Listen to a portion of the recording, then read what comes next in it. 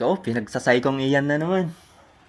Sabihin natin kung paano natin pinagpapatuloy ating buhay, nangyayari sa ating buhay habang tayo sinasay ko. So, ito ngayon. Parang walang nangyayari lang. Pumapasok ako papunta sa trabaho, construction, dumadaan dyan sa labas. Parang wala lang, parang normal lang. Nakikita ako ng mga sundalo, mga pulis. Pumupunta din ako sa munisipyo kung may libreng test na skill course. Parang wala lang nangyayari. Pero sa likod nito, palihim nila akong sinasay ko. Pinapaisip.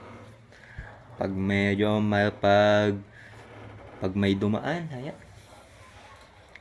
Minsan keso nag-uusap sila.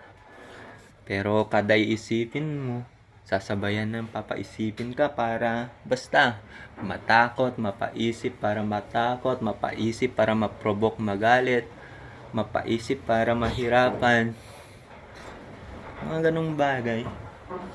Maisip para ayun, para pasunurin nila, mapaisip para pasunurin. Mga ganung mga bagay. Keso nag-uusap dyan.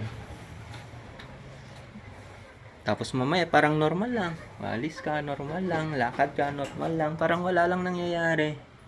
Ganun lang sa likod ng normal na buhay. May sikreto silang ginagawa. Pasikreto eh. Wala eh, pag magreklamo ka sa normal na buhay, ikaw yung kawawa kasi nga pagmumukha kang sira.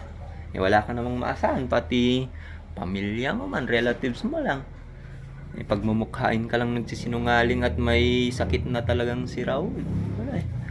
Naggagamot yan, ganun lang sila. Kaya delikado eh. Pag na-provoke ka, ganun, syempre, baka pagbubugbugin ka pa dyan eh.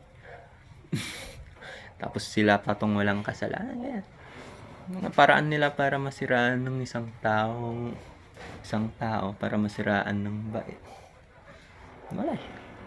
Parang normal lang. Pumupunta nga ako laro ng mga sundalo dyan sa basketball. Wala nang nangyayari. Pero minsan pati sila medyo nagpaparinig din. Nasanay tayo. 5 years na tayong nakakaniling ng kanilang ginagawang paraan. Di nasanay na tayo kung gumagawa ba ng paraan para paisipin tayo. Ganun. Minsan sa munisipyo, barangay, saan man tayo pumunta, mga tao, ba't ibang tao. Tapos mamaya, wala na naman, naging normal na naman, hindi na naman sila gagawa ng paraan. So, kung paano ko na yan, nasanay lang ako. 2 years tayong na-trauma, iyak ng iyak, tapos takot ng takot. Pero nasanay na din. Medyo wala na tayong natikmang kasiyahan o kagandahang ginagawa. Puros kapangitan na lang hanggang wala na akong asahan pa. Tapos naging sobrang halata. Sa halata nun, nahalata ko rin yung mga ginagawang paraan, yung tipong hindi ka nila naipasok sa sitwasyon. Tapos nagiging halata.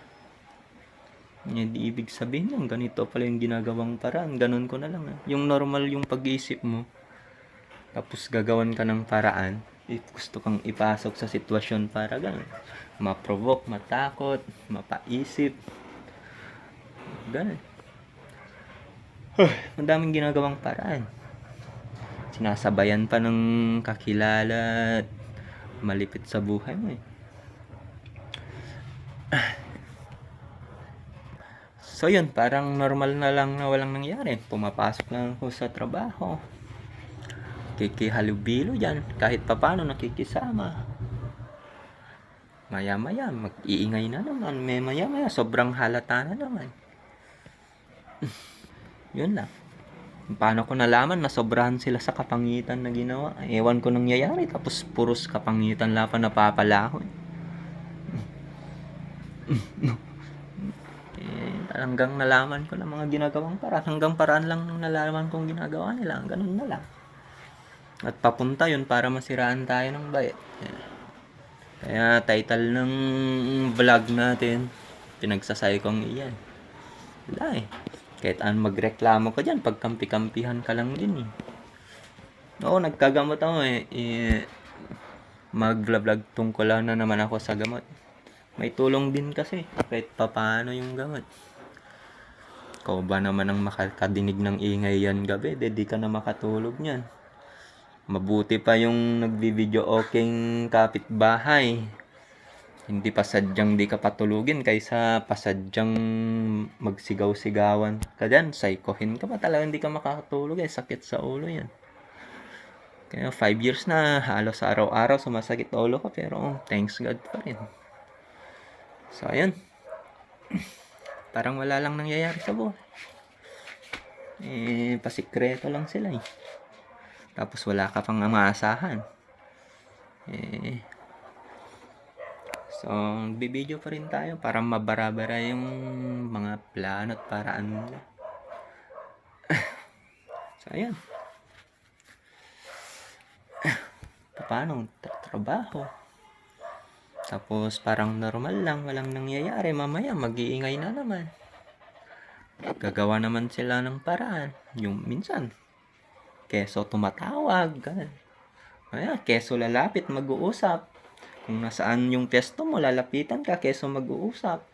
Tapos, sabay-sabayan yung pag-iisip mo para mapaisip ka. Basta yung paraan lang nila para ma-provoke, magalit, ma-provoke, matakot. Ayun, ganun paraan. Mahirapan. Yan. Tapos mamaya, wala na naman. Normal na naman buhay. Lakad yan, bumili ng pagkain. Yun. So, ganun buhay na lang natin. Wala tayong magagawa. Yan talaga. Wala kang maasahan. So, yung paano natin nagawa nila, mga ginagawa nilang paraan, nasanay na tayo. Tapos sobrang halapan nila habang yung isip natin nasa normal na buhay. So, yan. Next time ulit. Pinagsasay ko ngayon. Patuloy lang tayo sa buhay. Let's go. Yan talaga. Mahirap na kung mahirap.